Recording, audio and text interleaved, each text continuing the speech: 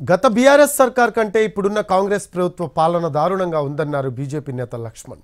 తెలంగాణ ప్రజలకు బీజేపీనే ప్రత్యామ్నాయమని చెప్పారు ఆయన. భూ కబ్జాలకు కాంగ్రెస్ నేతలు అండగా ఉంటున్నారంటున్న లక్ష్మణ్తో మా కరెస్పాండెంట్ సతీష్.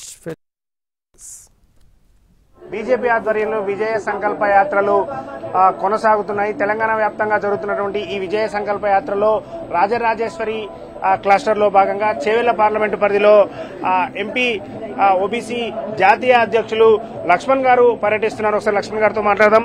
సార్, ఎలా కొనసాగుతున్నాయి విజయ సంకల్ప యాత్రలు? విజయ సంకల్ప యాత్ర బ్రహ్మాండంగా తెలంగాణ వ్యాప్తంగా కూడా మోదీ గారిని మూడోసారి ప్రధానమంత్రి చూడాలనేటువంటి ఆసక్తి కనబరుస్తున్నారు. బ్రహ్మరథం పడుతున్నారు.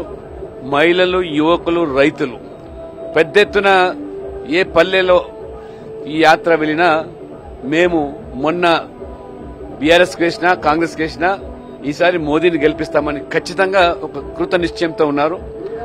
అయితే ప్రజలు బాధపడుతున్నది ఏంటంటే మేము కాంగ్రెస్ మాటలు నమ్మి మోసపోయాము.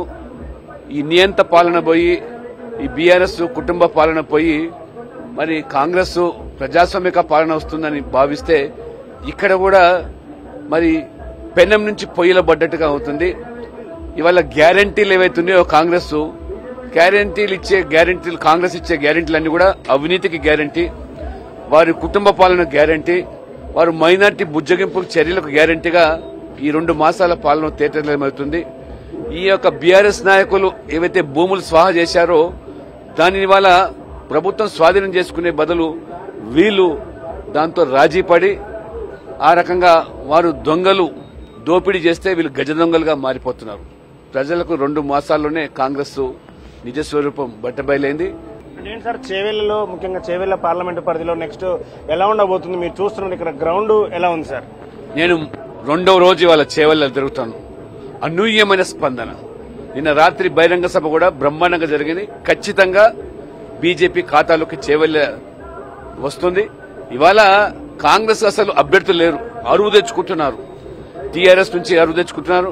ఇవాళ మరి భార్య కాంగ్రెస్, భర్త బీఆర్ఎస్ ఎమ్మెల్సీ.